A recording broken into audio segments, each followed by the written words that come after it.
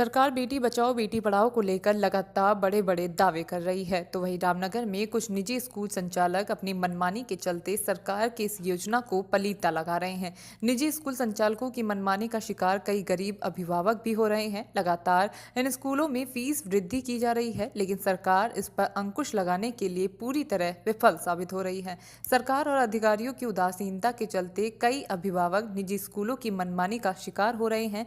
ऐसा एक मामला रामनगर विकासखंड के अंतर्गत ग्राम टांडा मल्लू में स्थित आदर्श बाल एकेडमी स्कूल से सामने आया है। बताया जा रहा है कि स्कूल संचालक द्वारा कक्षा 10 और कक्षा 8 में पढ़ने वाली दो सगी बहनों के अभिभावकों द्वारा परेशानी के चलते फीस जमा नहीं की गई, तो स्कूल संचालक ने इन दोनों बहनों को परीक्षा में बैठने से वंचित करते हुए उनके भविष्य के साथ खिलवाड़ किया है।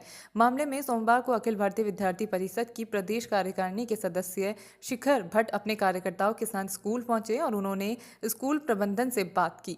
इस बीच कार्यकर्ताओं का स्कूल प्रबंधन के बीच तीखी नोकझोंक भी हुई। उन्होंने बताया कि रामनगर के मोहल्ला इंदिरा कॉलोनी में रहने वाली रेनू नाम की महिला की दो बालिका हैं। कक्षा 10 और कक्षा 8 में इस स्कूल में शिक्षा ग्रहण कर रही हैं, लेकिन परिवार की आर्थिक तंगी के कारण वो फीस नहीं दे पाई, जिसके बाद इन दोनों छात्राओं को परीक्षा में बैठने से वंचित कर दिया गया।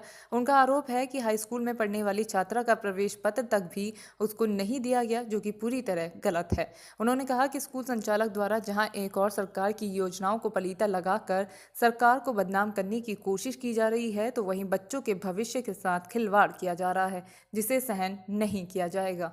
मामला ये है कि एक यही स्कूल में 10th की छात्रा है और एक 8th की छात्रा है। दोनों बहनें यही इसी विद्यालय में पढ़ते हैं। तो उनकी आर्थिक स्थिति थोड़ी सी ठीक नहीं थी, तो उस कारण वो फ़ीस जमा नहीं कर पाए। तो स्कूल प्रशासन ने उनको फ़ीस जमा ना करने पर एक को 8th की परीक्षा से वंचित किया, एक को 10th की परीक्षा से वंचित किया। और उनका जो एंट्री कार्ड होता है वो संभाल के अपने पास रखा हुआ था, और फीस के चक्कर में उन लोगों का पेपर देने से उन दोनों बहनों को वंचित कर दिया। अभी हम लोगों ने उनसे बात हो चुकी है। 8th की जो बच्ची है उसके वो पेपर कल से कराएंगे, और जो 10th वाली लड़की है उसके भी पेपर होंगे। लेकिन यह है कि उसका एक परीक्षा इनके पैसों के कारण छूट गया, तो वो उसके लिए बीओ या एसडीएम साहब से जैसी भी बात हो सकेगी वैसे हम प्रयास करेंगे। सरकार तो अपनी तरफ से देखिए पूरी व्यवस्था करके रखती है, हर प्रकार से सरकार बराबर काम कर रही है, लेकिन ऐसे विद्यालय जो ये चल रहे हैं, ऐसे विद्यालयों को ही बंद कर देना चाहिए जो सरकार की नीतियों को मानने के वो नहीं है। अभी स्कूल के खिलाफ अब आगे से इसमें पूरा प्रदर्शन होगा। आगे अभी एसडीएम साहब से बात होगी। आज सीएम साहब भी आ रहे हैं। सीएम साहब से डायरेक्ट स्कूल की लिखित शिकायत की जाएगी, और वहीं पर सारे अधिकारी होंगे जिनसे हाथों हाथ सारे अधिकारी को अगर जितना हो सकेगा इस स्कूल को हम अगर लाइसेंस भी निरस्त करने की अगर स्थिति बनेगी, क्योंकि आज इन्होंने एक बच्चे का भविष्य खराब किया है, कल को फिर किसी और का खराब कर सकते हैं। उन्होंने कहा कि वे इस मामले में स्कूल प्रबंधन के खिलाफ कार्रवाई की मांग को लेकर अधिकारियों को अवगत कराएंगे।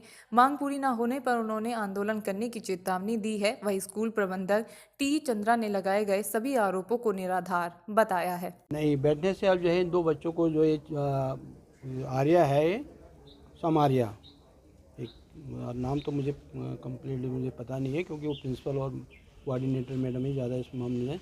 लेकिन जहाँ तक है कि ये प्राइवेट स्कूल्स हैं, प्राइवेट स्कूल्स के जो नियम के तहत फीस से हम वित्त विहीन विद्यालय है, जो भी जितने भी सारे खर्चे हैं, टीचर्स का पेमेंट है, ये सब कुछ सारे अभिभावकों की फ़ीस से ही चलते हैं, कोई बात नहीं।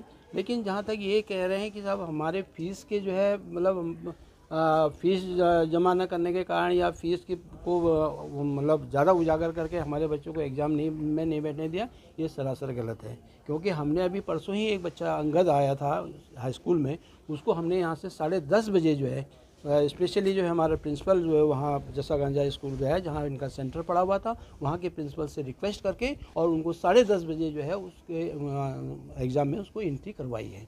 तो इस तरीके से ये कहना गलत है कि आप एग्ज़ाम में फ़ीस के कारण हम उनको वंचित कर रहे हैं, ये बिल्कुल निराधार है, बिल्कुल इसमें कहीं कोई सत्यता नहीं है। हाँ, लेकिन ये है कि हम फ़ीस के लिए तो कहेंगे ही ना, हम बच्चों को अपनी फ़ीस के लिए तो कहेंगे ही। पहले का प्रवेश पत्र लेना जैसे इनकी फेयरवेल पार्टी हुई थी, फेयरवेल पार्टी में ये तो फेयरवेल पार्टी में भी नहीं आए बच्चों को जो फेयरवेल दिया जाता है।